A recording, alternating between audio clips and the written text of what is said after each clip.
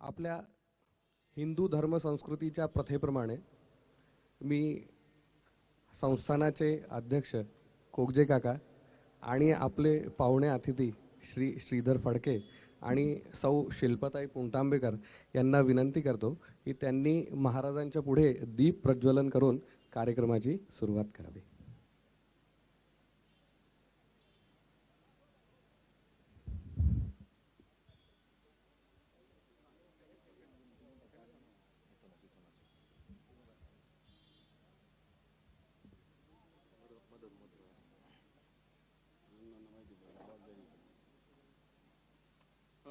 ओम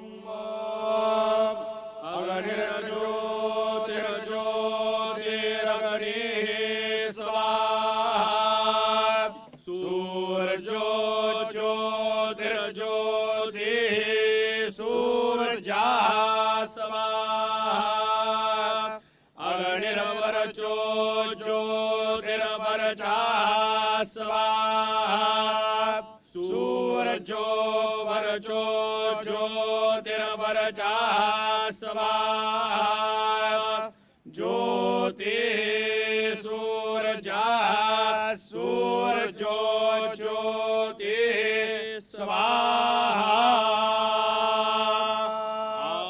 no भद्राः क्रतवो जन्तु विषवतो दब्दासो अपरेता स उद्वेदाः देवानो जथा सदामिदवृधे असन्नपरायुवो रक्षितारो दिवे दिवे शन्नो देवीरविष्ठय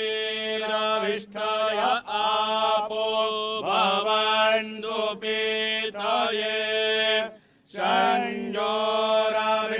संजोरविश्रवन्दुना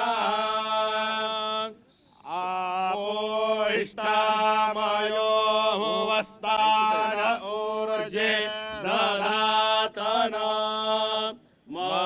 महेरणाय चक्षसे जो शिवतमो रसस्तस्या भाजयते हनः उषतीरिव मातरः तस्मा अरङ्गमामवो जक्षयाय जिन्वता आपो जनयथा जना. सद्गुरु माधवनाथ महाराज की जय.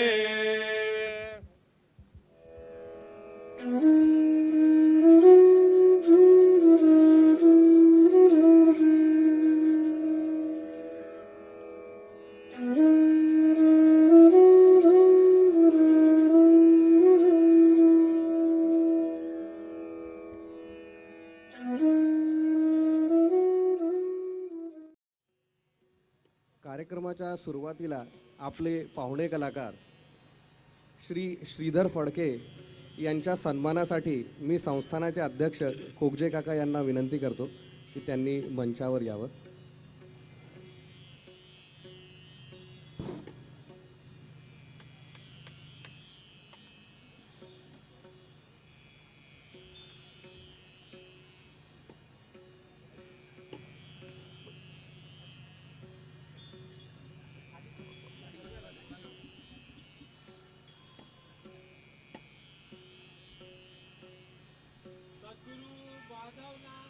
महाराज की जय.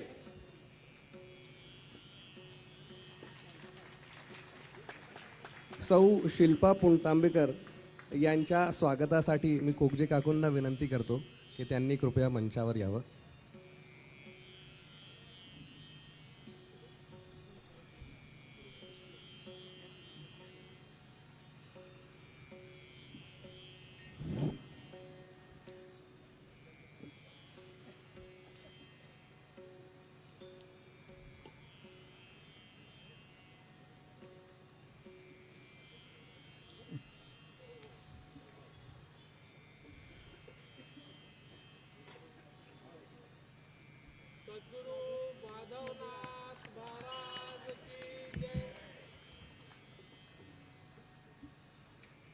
सिंथेसायझरवर आजच्या कार्यक्रमाची संगत करत आहे श्री अतुल माळी. त्यांच्या स्वागतासाठी मी संस्थानाचे ट्रस्टी श्री आपटे काका यांना विनंती करतो, त्यांनी मंचावर यावं. ठेव ना.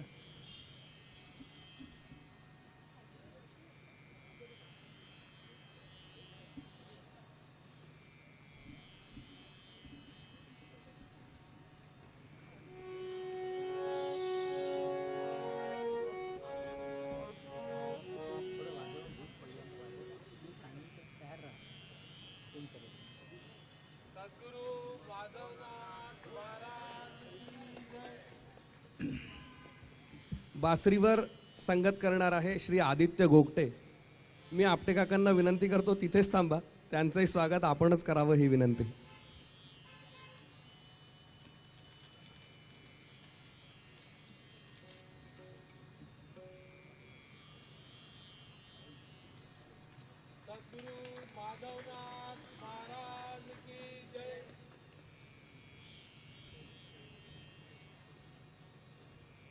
एक महत्त्वाची व्यक्ती मध्ये राहिली आहे, त्यांचं सर्वात शेवटी करणार आहे स्वागत. आता तबल्यावर आहे तुषार आगरे, श्री तुषार आगरे. यांच्यासाठी मी आनंददादांना विनंती करतो, त्यांनी मंचावर यावं आणि त्यांचं स्वागत करावं.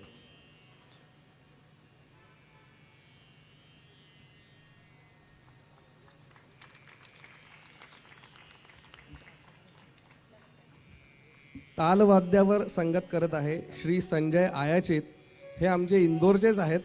यांच्या स्वागतासाठी मी आनंददादांना विनंती करतो की त्यांनी त्यांचं स्वागत करावं.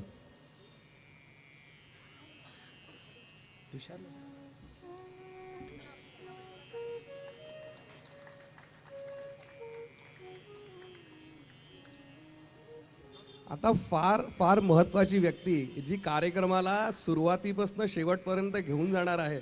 श्रीधर काकांच्या सगळ्या गाण्यांना त्यांनीच कंपेरिंग केलेलं आहे. त्या सौ मेघनाताई, त्यांच्या स्वागतासाठी मी विनंती करतो की रेखाताई यांनी यावं. ज्या स्वागत करतात ते यांच्याबद्दल मी सांगतो. यांच्या आई लहानपणी महाराजांच्या मांडीत खेळलेल्या आहेत. त्या दरवर्षी इथे यायच्या, तर आम्ही त्यांना विचारायचो की महाराज कसे होते, तर त्या एकच आठवण सांगायच्या की महाराजांच्या पायामध्ये ज्या मुद्रिका होत्या त्या इतक्या चांगल्या होत्या की मी त्यांच्या मांडीत जेव्हा बसायचे तेव्हा त्या मुद्रिकांना गोल गोल फिरवत बसायचे.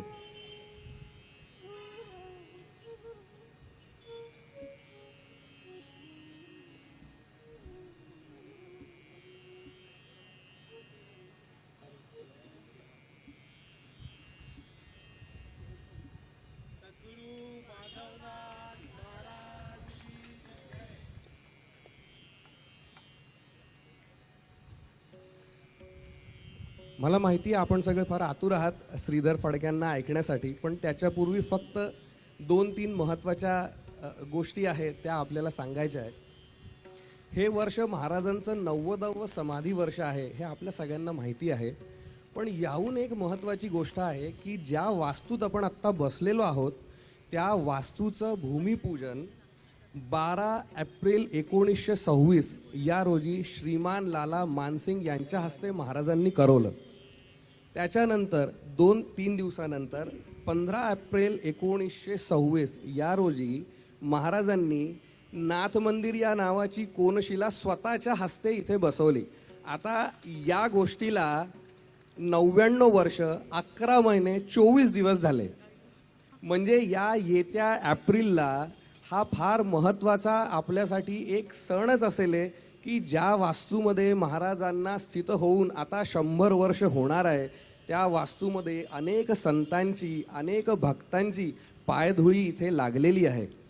त्याच्यानंतर एक फार महत्त्वाचा एक दिवस अजून येणार आहे, तो म्हणजे 1935 साली महाराजांनी स्वहस्ते इथे पादुका स्थापन केल्या.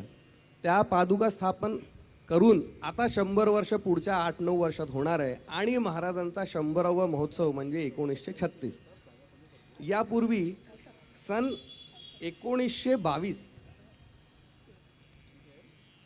सन 1922ला महाराजांनी श्री दीप प्रकाश हा ग्रंथ स्वतःच्या हयातीत श्री रामभाऊ कुलकर्णी यांच्याकडनं लिहून घेतला. आता हे सांगायचं इथे कारण असं की मुख्य 3 ग्रंथ आपल्या या संप्रदायामध्ये प्रसिद्ध आहे आणि ते तिन्ही ग्रंथ महाराजांच्या हयातीतच लिहिले गेले, म्हणून त्याचा एकूण एक शब्द महाराजांनी पारखलेला आहे, महाराजांनी पाहिलेला आहे, त्याच्यामध्ये शंकाच नाही. पहिलं गीतांजली. तर महाराजांनी गीतांजलीबद्दल सांगितलं आहे की मज आळबावयासी गीतांजलीची खेच तुम्हापासी, घ्या हो घ्या प्रत्ययासी, उगा फुका दवडू नका. हा पहिला ग्रंथ. दुसरा दीपप्रकाश, जो महाराजांच्या हयातीतच लिहून घेतला. आणि तिसरं म्हणजे फार महत्त्वाचा ग्रंथ तो म्हणजे संजीवनी. आपण म्हणतो ना की आपण परीक्षेला जेव्हा जातो त्या अगोदर आपल्याला जो अभ्यास करायचा असतो, तर जी संजीवनी आहे ती महाराजांची PhD आहे. त्याच्यानंतर आपल्याला शॉर्ट फॉर्ममध्ये काही हवं असेल तर ते दीपप्रकाश आहे. आणि परीक्षेला जाताना काही अगदी शॉर्ट नोट्स आपल्याला वाचून जायचे असतील तर ती श्रीनाथ गीतांजली आहे. मी नाना म्हणजे संजय नामजोशी यांच्याबरोबर ज्या वेळेला या गोष्टीवर चर्चा केली त्यांनी सुद्धा हेच सांगितलं की हे बरोबर आहे. म्हणून आपल्या सगळ्यांना माझी नम्र विनंती, महाराजांबद्दल आपण सगळेच लोक जाणत आहोत, कारण इथे जेवढे लोक बसलेले आहेत ते सगळे वर्षोनवर्ष इथे येत आहेत. एक पिढी, दुसरी पिढी, तिसरी पिढी, एकाला एक त्यांच्या आजोबांपासनं मुलापासनं ते धन प्राप्त झालेलं आहे. माझी फक्त एकच विनंती की दीपप्रकाशाबरोबर आपण संजीवनी जरूर वाचावी, कारण त्याच्यामध्ये रामभाऊ कुलकर्णींनी आपला प्राण ओतलाय.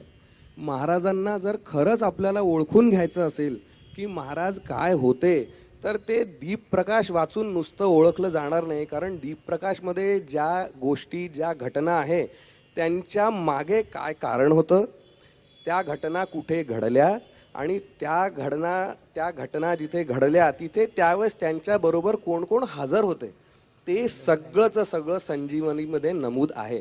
म्हणून आपल्या सगळ्यांना विनंती की आपण हे सगळं वाचावं. यापेक्षा जास्त वेळ घेणार नाही, कारण आपण सगळे आतुर आहात त्यांचं ऐकायला.